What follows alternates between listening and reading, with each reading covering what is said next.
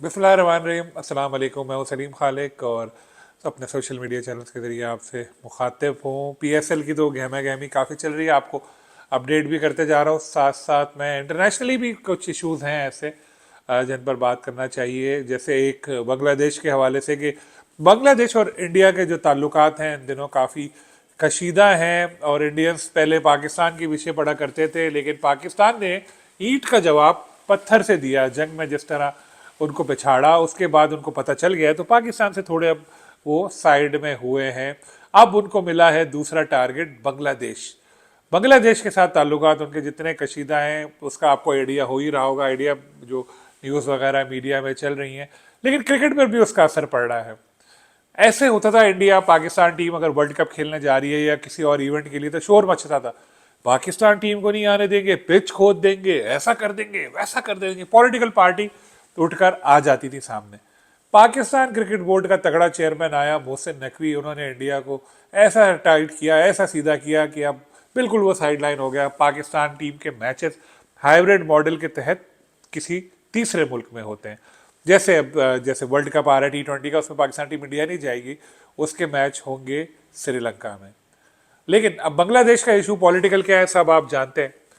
अब इंडियन ने बांग्लादेश के खिलाफ एहतजाज शुरू किया हुआ है, बांग्लादेशी क्रिकेटर्स को आईपीएल में नहीं आने देंगे, बांग्लादेश को जो है हम ऐसा कर देंगे, ग्राउंड में हम ऐसा कर देंगे। अपने ही लोगों के खिलाफ, अपने ही मुल्क में वो अपने ही जो उनके फ्रेंचाइज ओनर हैं, जैसे कोलकाता नाइट राइडर ने मुस्तफिजुर रहमान को लिया, वाहिद प्लेयर हैं वो आईपीएल में बांग्लादेशी, उनके खिलाफ, उस फ्रेंचाइज के खिलाफ उल्टी सीधी बातें और ये सब वो उन्होंने इंडियंस ने शुरू कर दिया है। हालांकि आईपीएल में अभी काफ़ी टाइम बाकी है। वो तो वर्ल्ड कप में भी बांग्लादेश वाला जो मैचेस हैं उसमें कहीं मसला ना करें, अब तो ये भी खदशा आ गया है। क्योंकि इंडियन क्रिकेट बोर्ड ने कहा है कि जी जितनी सिक्योरिटी जब तक पाकिस्तान टीम वहाँ जाती थी उसको फराहम की जाती थी, वो बांग्लादेश को भी वैसी ही सिक्योरिटी देंगे। लेकिन आपको पता है इंडियन जुनूनी है, कुछ भी कर सकते हैं। जिस तरह के बयानात दे रहे हैं वो तो बहुत ही खतरनाक है। आईसीसी को देखना चाहिए, लेकिन आईसीसी तो जाहिर है इंडियन ही है। जय शाह साहब वो क्या इसमें करेंगे, जाहिर है अपने मुल्क से मैचेस थोड़ी वो करेंगे। लेकिन बांग्लादेश को इस बारे में सोचना पड़ेगा कि आइंदा वो भी ये मुतालबा करे कि जी हमारे मैचेस भी हाइब्रिड मॉडल के तहत इंडिया में नहीं रखें, कहीं और रखें। इंडिया बांग्लादेश से एक सीरीज मुलतवी कर चुका था, जो बांग्लादेश क्रिकेट बोर्ड ने अब रीशेड्यूल तो की है, लेकिन क्या पता जब सीरीज करीब आ रही हो इंडिया कोई और बहाना बना के वहां जाने से इनकार कर दे। तो जितना क्रिकेट को पॉलिटिकलाइज किया था इंडिया ने, उसका अब बढ़ता जा रहा है। पहले पाकिस्तान, अब बांग्लादेश, इस तरह से ये पता नहीं उनका जो जुनून है वो कहाँ जाके रुकेगा। लेकिन इंटरनेशनल क्रिकेट को इससे बहुत नुकसान पहुंचेगा और आंखें खोलनी चाहिए इंडियंस को भी कि वो किधर जा रहे हैं, कर क्या रहे हैं। अपने ही जिस तरह नाइट राइडर के लोगों को धमकियां दे रहे हैं, इससे उनको क्या मिलेगा। एक बांग्लादेशी प्लेयर है और वही उनको इतना तंग कर रहा है कि उसके पीछे वो लोग पड़ चुके हैं। खैर ये तो हमने पाकिस्तान के साथ पहले देखा हुआ था, बांग्लादेश के साथ ऐसा हो रहा है। देखते हैं इसका क्या हल निकलता है। उम्मीद है कि कोई अच्छा पॉजिटिव कोई आउटकम सामने आए और मसला हल हो ही है, और इंडिया को भी आदत पता चले कि भाई ये सब चीज़ें सही नहीं है और वो ज़रा थोड़ी अपनी हद में रहे।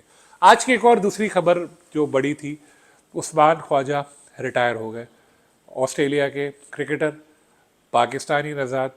और बहुत उन्होंने ऑस्ट्रेलिया के लिए कारनामे सर अंजाम दिए।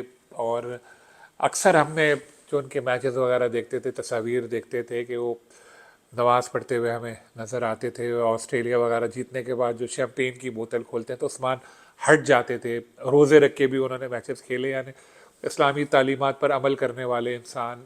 और मुझे उनका एक इंटरव्यू करने का भी मौका मिला था पीएसएल में भी। तो और इंटरेस्टिंग बात आपको मैं बताऊं, वो इंटरव्यू मैंने उर्दू में किया था। उस्मान ख्वाजा की उर्दू टूटी फूटी उनकी उर्दू है, बड़ा अच्छा था। आप यूट्यूब पे सर्च करके देखिएगा, कॉपीराइट का मसला नहीं होता तो मैं यहाँ पे थोड़ा सा उसको लगाता कोई क्लिप उसकी। लेकिन बहुत उन्होंने इंटरेस्टिंग उसमें बातें की थी। बाद में उन्होंने एक सईद अजमल का इंटरव्यू किया था, आपको याद ही होगा, जो बड़ा वायरल हुआ था। पाकिस्तानियों में भी बड़े वो मकबूल हैं और अब उम्मीद यही है कि पीएसएल में भी वो आएंगे। बिल्कुल उनको पाकिस्तान क्रिकेट बोर्ड को एक बार फिर मदऊ करना है पीएसएल के लिए भी। और उस्मान ने आज बताया, पहले भी वो बात करते थे, खुलकर बातें करते थे अपनी वीडियोस में, जो भी कुछ होती थी ऐसी चीज़ें गलत वो देखते थे। आज फिर उन्होंने अपने साथ जो तासुब उनको उनके साथ बरता गया मुख्तलिफ औकात में, उन्होंने उसका जिक्र किया थोड़ा बहुत। तो उस्मान ख्वाजा के लिए हमारी नेक तमन्ना है। आइए उस्मान, अब हम आपको चाहते हैं आप पीएसएल में हिस्सा लें। इंशाल्लाह फिर आपसे मुलाकात होगी। अल्लाह हाफ़िज़।